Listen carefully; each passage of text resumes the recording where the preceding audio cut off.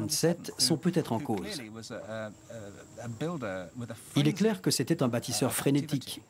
Et on dit, et c'est sans doute vrai, qu'il a pu épuiser les ressources de son pays jusqu'à provoquer son déclin.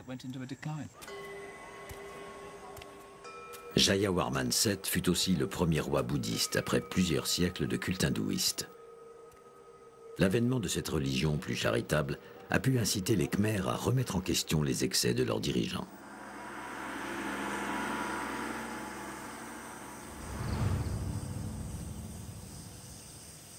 Jacques Gaucher pense que si le succès des Khmers peut être attribué à leur maîtrise de l'eau, leur chute a pu être causée par le même élément.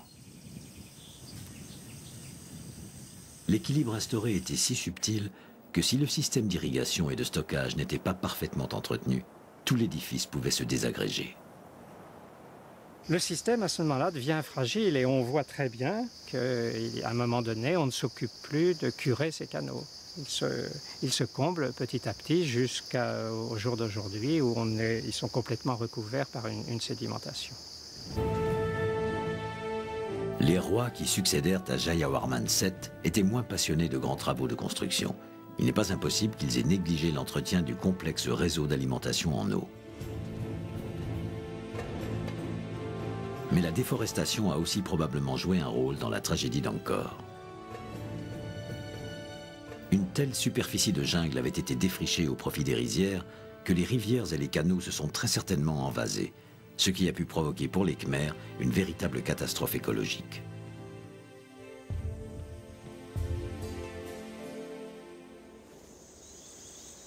Il est très probable que ce soit une combinaison de ces facteurs qui a poussé les Khmers à quitter leur grande capitale.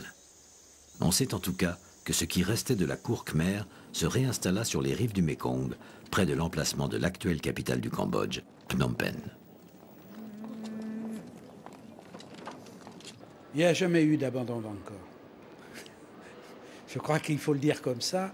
Il se trouve que, c'est pas moi qui l'ai trouvé, c'est un chercheur américain. Au XIIe, XIIIe siècle, les Chinois, et Chiu Tak Wan en est un exemple, ont cherché à faire du commerce à nouveau avec l'Asie du Sud-Est. Donc se sont développés, il y avait Angkor qui existait, mais qui n'est pas un endroit très commode pour le commerce maritime, puisqu'il est quand même assez loin. Il y a Ayutthaya en Thaïlande qui s'est développé à ce moment-là, qui prend naissance, et le commerce est facile avec la mer depuis Ayutthaya, et il y a eu Phnom Penh. Phnom Penh qui est très bien situé pour ça. Et c'est pour ça qu'il y a une capitale qui s'est faite au sud, dans la région de Phnom Penh, c'était la capitale du sud, que les Thaïs ont pris à la fin du XVIe siècle, Langvek. Mais je crois que pendant tout ce temps-là, Angkor vivait. Mais Angkor vivait, et le roi d'Angkor devait régner sur un territoire. Angkor vivait, et le roi d'Angkor devait régner sur un territoire infiniment. Ils ne devaient plus jamais retrouver le faste qu'ils avaient connu à Angkor.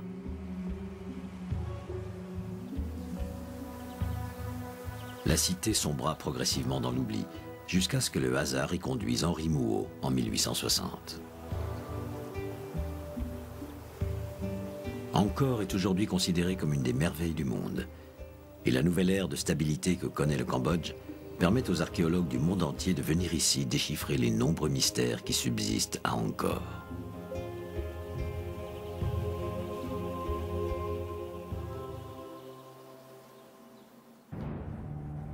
Grâce à leur travail, la fabuleuse capitale, qui domina durant plus de 5 siècles un empire d'une richesse insoupçonnée, émerge peu à peu de la jungle pour reprendre la place qui lui est due aux côtés des plus étonnantes cités que le monde ait connues.